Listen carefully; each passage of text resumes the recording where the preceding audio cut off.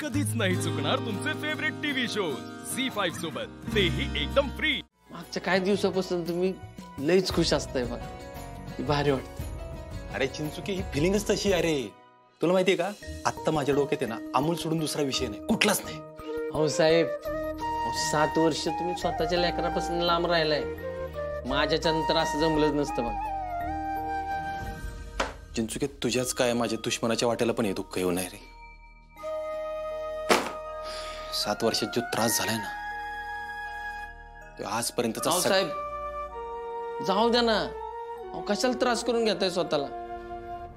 ती जाऊ द्या, अमोल बरोबर राहून कसं वाटतंय ती सांगा पहिलं मला। चिंचुके, अरे 1 नंबर वाटतंय मला, 1 नंबर।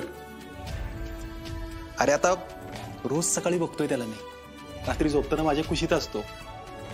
मला तर असं वाटतं ना की अख्खी दुनिया माझ्या कुशीत आहे। लईच भारी वाटतं रे साहेब।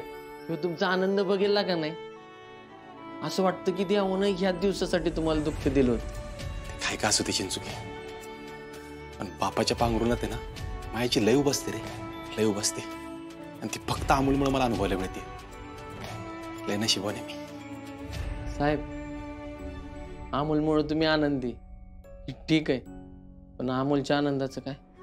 काय त्याला पाहिजे ते देतोय की मी, त्याच्या सगळ्या इच्छा पूर्ण करतोय, अजून काय?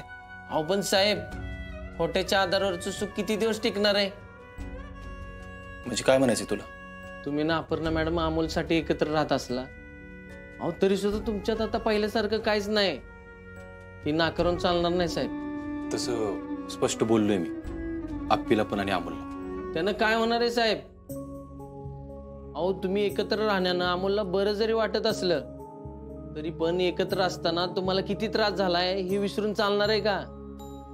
हे पण आत्ताची परिस्थिती तसं नाही साहेब, पण अपर्णा मॅडमने अमोलला तुमच्यापासून लांब ठेवलंय। तुमचे सूर जुळले असते तर ही वेळ आलीच नसती, हे कळतंय का साहेब तुम्हाला?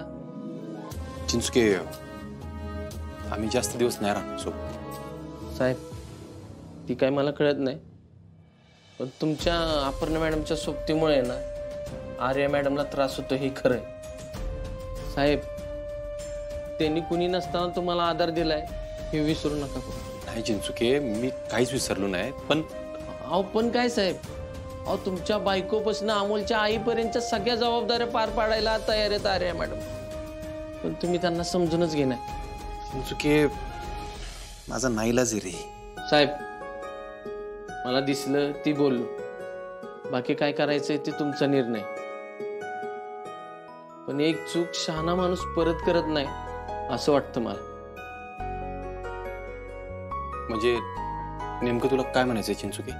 अहो साहेब, ज्या गोष्टींमुळे तुम्हाला त्रास झाला त्याच गोष्टीत तुम्ही परत अडकताय असं वाटतंय मला।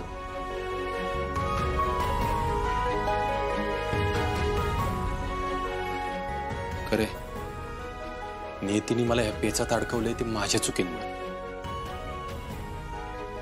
ह्या गोष्टींचा त्रास आर्याला नको व्हायला। झी5 ॲप डाउनलोड करा आणि पहा सर्व एपिसोड्स एकदम फ्री।